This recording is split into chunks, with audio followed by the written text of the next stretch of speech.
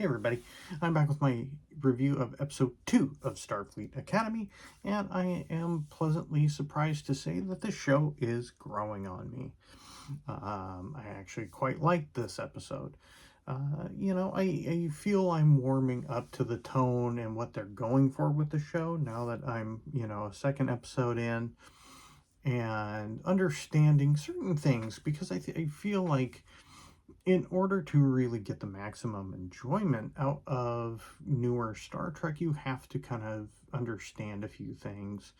And, it does require a little bit of self reflection, because you have to kind of like sit there and go, you know what? I'm not exactly the target audience for this. I'm a, 50-year-old guy. I mean, this is made for a younger generation. This is, kind of more for that kind of book talk, romanticy crowd. And while still giving people like us something to kind of really dig our teeth into. And I think that this episode really is a good balance of both worlds. We're getting into the academy proper. Um, so we're getting a setup that kind of gives us what that environment looks like. I was a little concerned there because it does start off with a little of that, kind of antagonizing relationship between Caleb and Rami.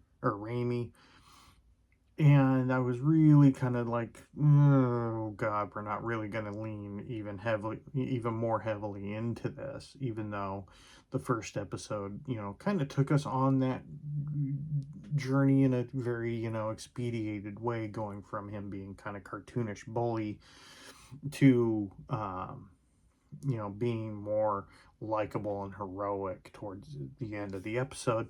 So to kind of, regress back a step was a little iffy.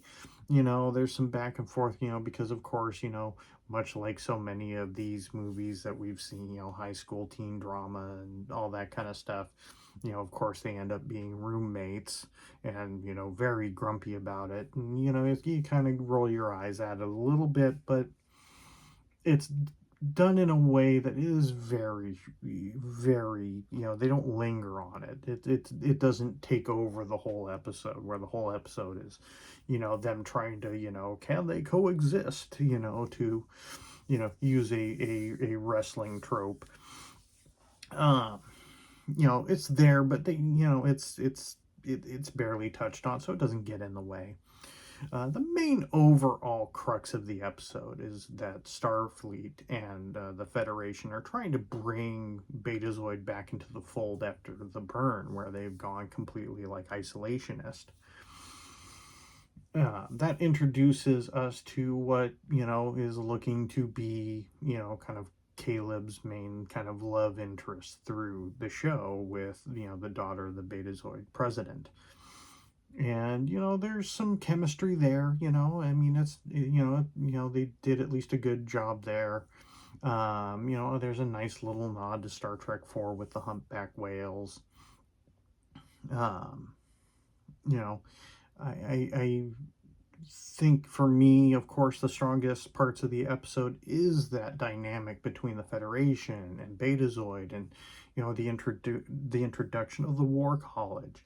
The idea that there is this like militaristic side of Starfleet and the Federation that maybe is a little unsavory, and setting up some conflict there that's probably going to carry through the show and set up a greater conflict between the Academy and the War College. And I'm very curious to see where that goes. Because while they didn't play the head of the War College as a, mustache twirling villain, they definitely did a good job of setting up vibes that this guy maybe isn't all on the up and up, and is maybe a little power hungry, maybe a little unsavory. They didn't do anything, like that, just held a giant neon sign over him that said villain. But you definitely get some vibes that that guy maybe isn't all he's cracked up to be. So that'll be an interesting dynamic to see play out. Um,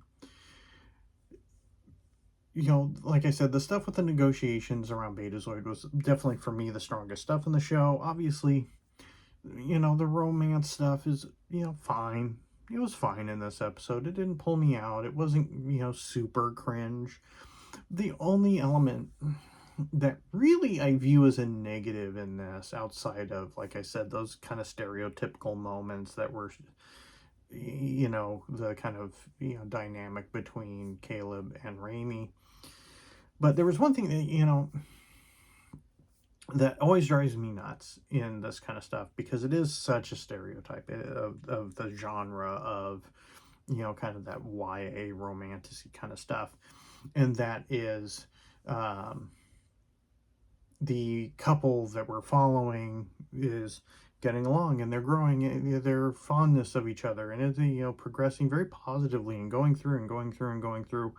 And then there's a blow up, and then by the end of the episode, you know somebody apologizes to the other one, and, oh, I'm so sorry, I should have just told you, and da da da da da da da da da. And then by the end of the episode, all resolved. um to me, that always feels unnecessary, because you're immediately going to, basically, revert back to, um, where we were at the very beginning of it. Like, it's just this, like, 2-3 second blow up that just adds, like, you needed a little pepper of extra conflict in the episode, so you just kind of throw this stupid disagreement in. And that's always something that, just from a writing perspective, I think is just kind of tired and lazy.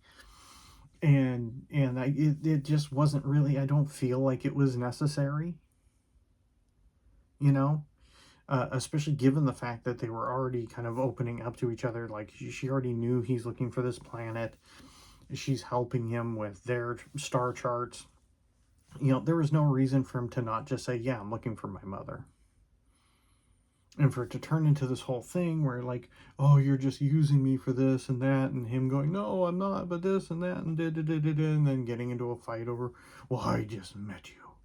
Like, that part, a little cringe, a little tired, a little tropey.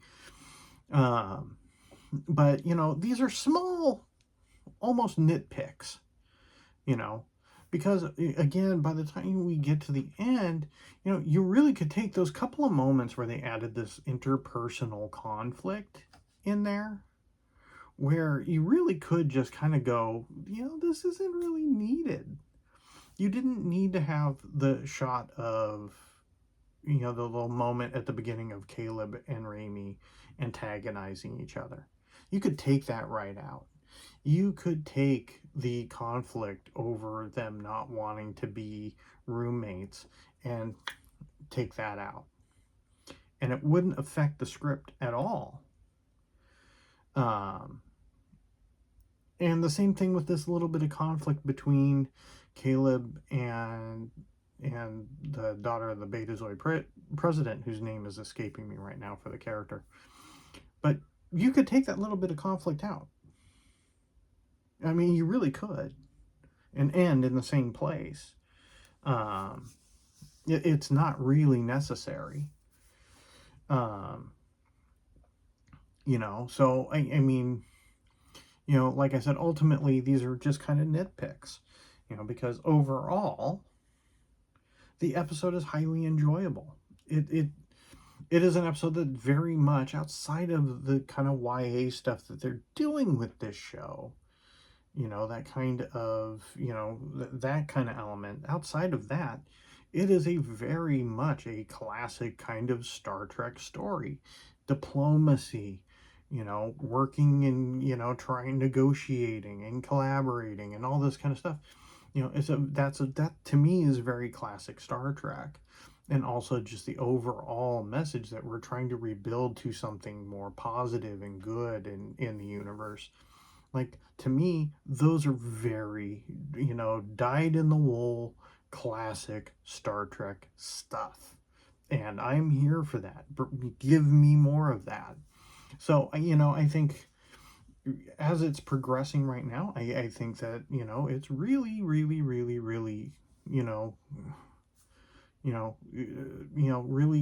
going to be a show that I think is going to stick the landing. I think it is going to go the distance on this, if they keep it up. Now, again, we're only 2 episodes in.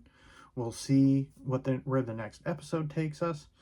But overall, if I was going to give this episode a score, I mean, I would give it a solid 4 out of 5. It was very enjoyable. The comedy landed. The Doctor gets some good stuff. You know, uh, Tig Notaro, you know, her character is always a joy to see. One of the highlights of Discovery. So it's good to see her back here. And, you know, with, you know, hopefully what'll be a prominent role. Hopefully we'll see her quite a bit. And, you know, I would definitely recommend it. I mean, this is, like I said, a solid 4 out of 5 episode. I think, you know, it's definitely getting its legs under it. So we'll see where it goes. So have you watched the second episode? Let me know what you think in the comments below, and I'll see you in the next episode.